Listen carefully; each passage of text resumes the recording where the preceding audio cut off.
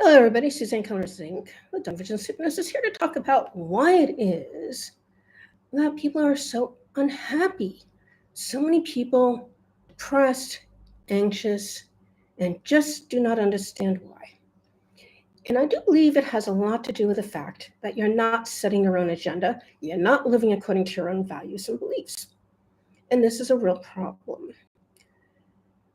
I go back to 40 years ago when I believed that life was all about making money and sharing it with whomever.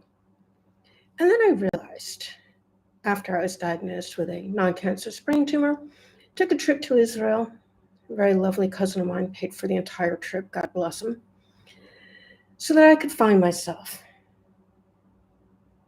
Those are kind of the words he actually used. And he also let me know that I would never really understand everything I was to learn on that trip until years later. And he was absolutely right. This gentleman is now 95 years old, and I love him dearly. And truly, he helped me find what truly matters in this life. And I'm going to tell you, it's not money. Yes, we need money to live, and I've certainly had more than my own struggles with making income, doing what I was put on this planet to do.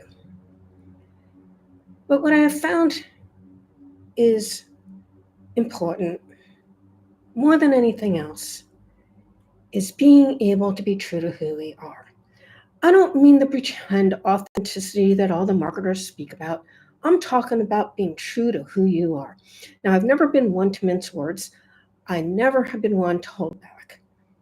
My family members will tell you that I tell them exactly where I stand at any given moment, and I don't really care how they take it. That's on them. My point being that we are all here to do something amazing. It is up to us to figure that out as we live through life, this journey we're on, because it arises as we're on our journey, really. It's not something that just pops in your head one day for most of us. We have to figure it out as we live. And I can honestly tell you that when I was gone in Israel for 2.5 months, that was my first time going to Israel. I visited with family members that I never even knew existed before. My cousin had found them through, I don't know, that time was 30 years of doing genealogical research, maybe 40, I don't know. It was a long time. And my family member in particular, Leah, was so beautiful, heart and soul. Kids loved her. She was a teacher of English, the third graders. Unfortunately, she passed away from cancer with her entire family around her about a year later. And that's the other thing. So often we take for granted that people are just going to be around forever. I have news for you. I've lost so many friends and acquaintances from the age of 33 on, I can't even count them all at this point. So stop taking for granted the people in your life. Reach out, call them, spend time with them. And for all you folks who had to have kids, let me tell you something really amazing that I do every single day here in Albania.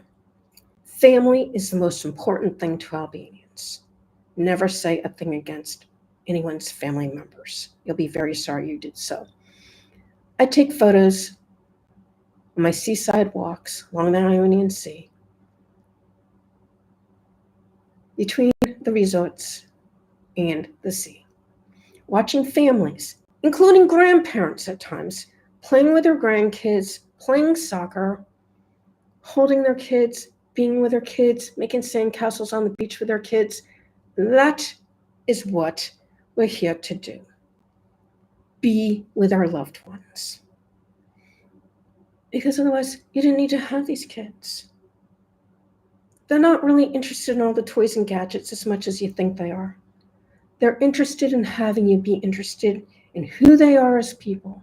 Something I hear from my clients, especially my grown clients, whose parents maybe were wealthy and had all the money in the world and never spent any time with them. Instead, they had nannies raise them. And yeah, they had sailboats and whatever, but nothing takes the place of a loving, caring parent. And I've had other clients who had parents who had many problems of their own, so they weren't emotionally available for many different reasons, which caused other problems. So relationships is the first thing. The second thing is to figure out what matters to you. Living a life where you're autonomous, meaning that you answer to pretty much nobody in terms of job, something my old man told me about when I was working in his dental office when I was a kid. You can either have someone else own your life or you can own your own life. He was talking about bosses, coworkers, ridiculous red tape, and all the rest of that garbage that goes along with corporate America, even worse nowadays.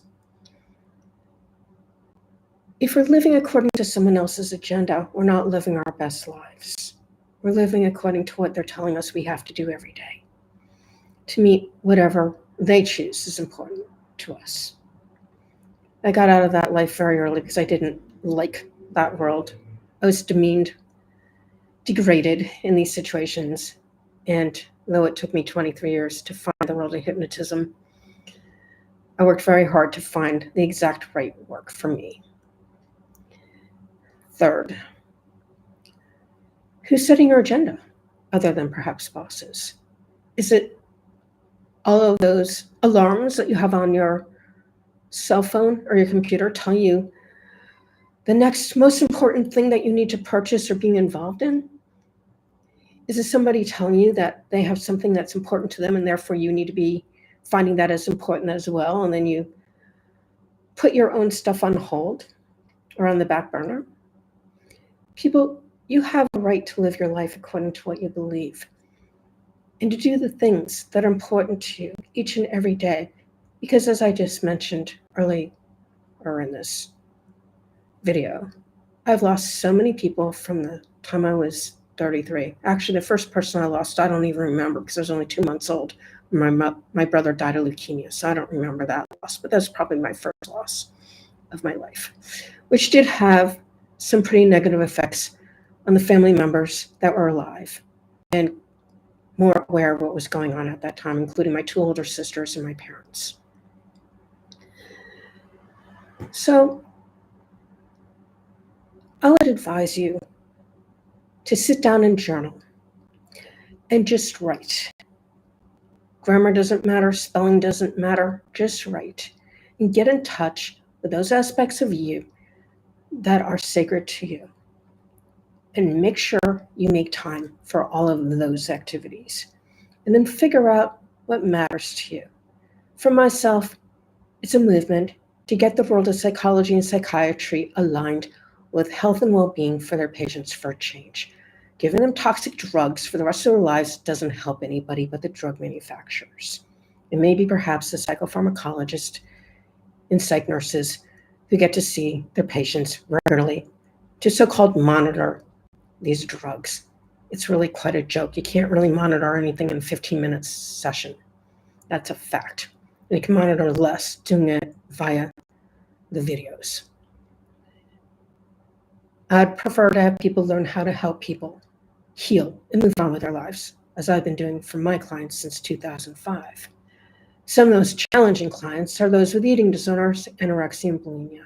And those are the ones that the mental health providers have been killing over all these decades because they dictate and make them feel like crap while they're in those treatment programs, which, according to one study that I found among a lot of the research I had to do for various master's programs in my doctoral program, is that many of these folks leave these programs early for those very reasons. Nobody wants to be dictated to every day. No one wants to be feeling like crap when they're there for help, especially when these kids are mainly in their teens and 20s, not even fully developed brain-wise.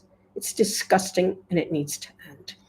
And I'm so grateful to my anorexic and 2 bulimic clients, the first 3 clients I saw in 2005 who helped me learn from them how to help others heal. Completely, totally, they never look back. It's been over 20 years now, folks. I put that record up against anybody who has fancy licenses. I don't have their fancy licenses.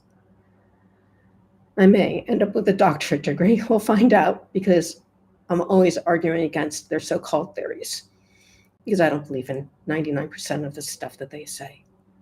It's theoretical. It is theoretical. Theories are not necessarily what is proven in real life practice, not in the least. Never confuse those two things. So think about who's setting your agenda and make sure it's you, and it's based on the things that you care about, the people you care about, and make sure you find time for all those things that you need to do for your health and well-being, as well as the people who you love and care about. Because you can't say you love and care about a person if you're not there in their lives, spending time, quality time, not looking into your damn cell phone, but eye to eye, soul to soul, being with them, listening to them, validating them, helping them see what they could do better in a loving, caring way. We all need that in our lives, folks. Every single one of us. Because people need our communities. That's right. We need our communities, and it's up to us to find the correct community for us. I chose Albania because family is the priority. And because I was adopted by a family here who treats me like family. Imagine that. So anyway, that is my message for you here today. As always, I thank you for spending your time with me. Till next time. Bye-bye.